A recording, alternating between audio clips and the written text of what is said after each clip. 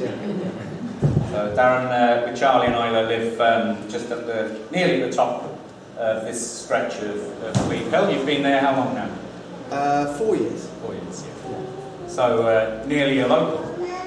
Another 20 years.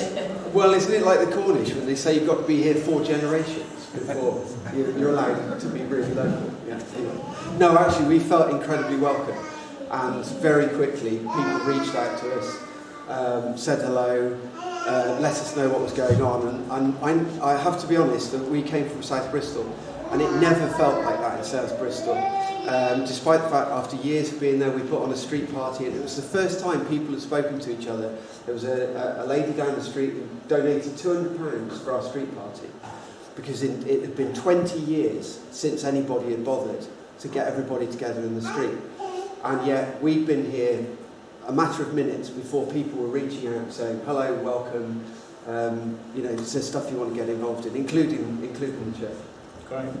I'm glad that you've settled in, and thank you for bringing your lovely wife and lovely daughter with you this morning. Charlie's going to be leading us in our prayers later on, and Isla might be joining in. I baptised Isla last summer. Just trying to think back, it's been a crazy year, isn't it? But so that was a bit of a special moment for you as a family, and it was one of the breaks in between the lockdowns.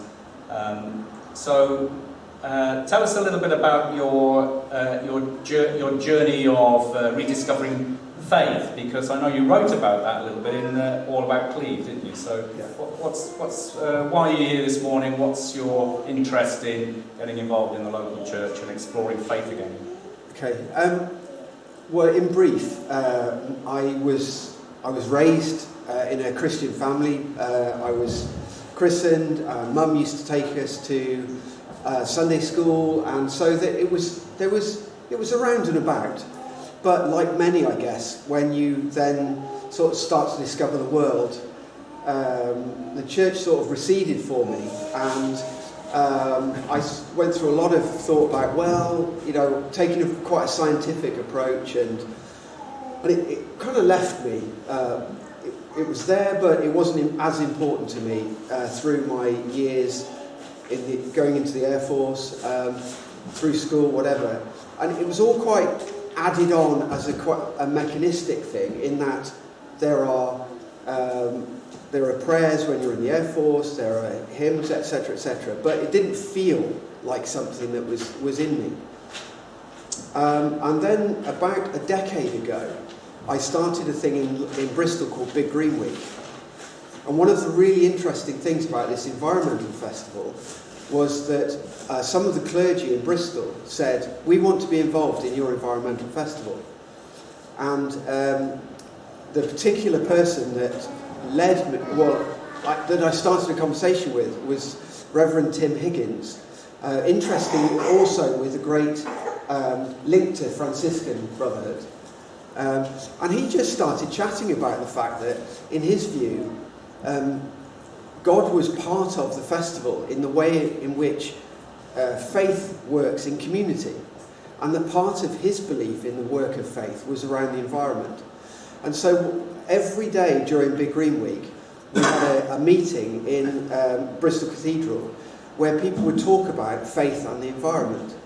And there was one book in particular called Sharing Eden, and it was a book where the leaders of the three key faiths, Islam, Judaism and the Anglican faith, had stripped from their books of faith the key passages that were about the environment, about caring for the earth, about caring for creation. And it was really interesting that when, obviously there was a bit of translation that goes into those three different comparisons, but it's basically the same language. It's basically the same message that says that part of having faith is about caring for nature and caring for the environment. And that spoke to me. That really spoke to me.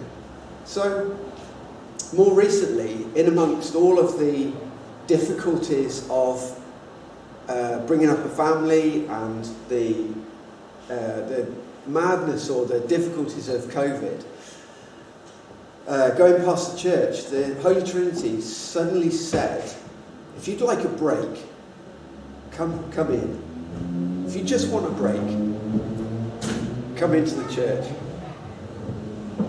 And again, that spoke to me.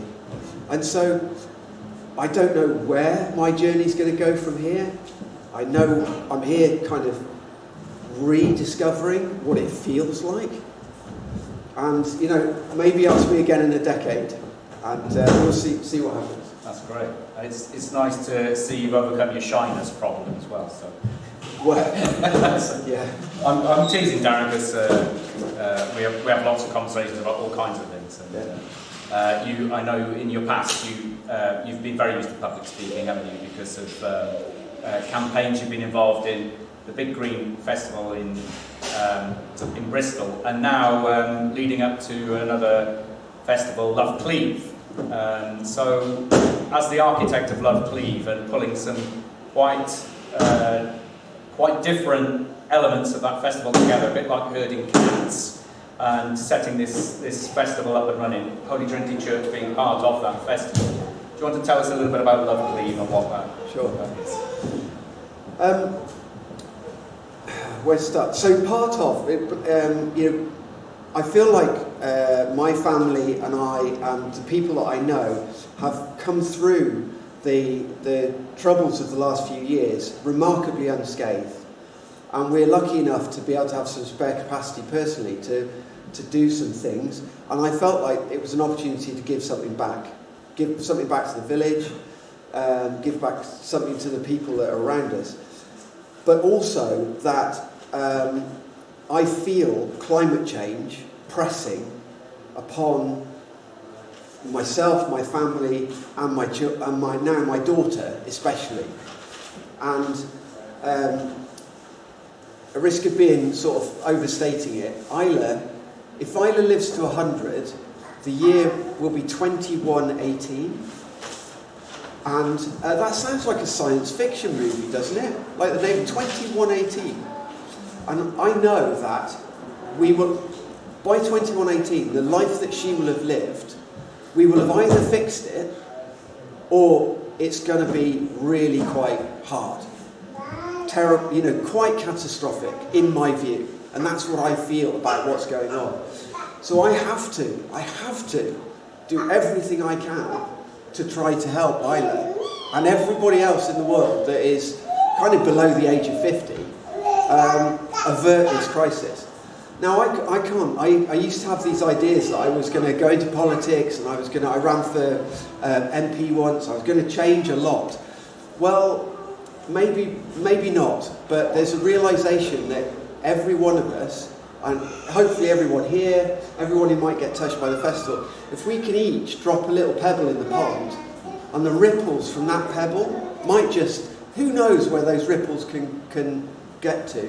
And so Love Cleeve Festival was an idea that, when chatting with Nigel, we said, well, what little opportunities could we create when lockdown lifts to allow people to come together, drop little pebbles in the pond and see where those ripples go to.